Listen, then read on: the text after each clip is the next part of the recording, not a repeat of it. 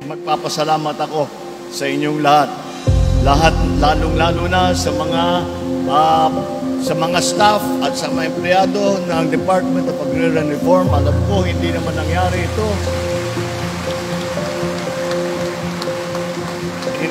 Hindi nangyari ito kung hindi sa inyong sipag at katunungan na maibuo itong IRR na ito.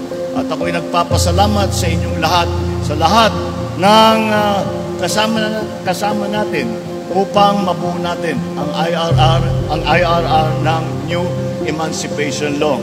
Nagpapasalamat ako. Ito na yata ang pinakamagandang birthday gift na natanggap ko sa buong buhay. Maraming salamat.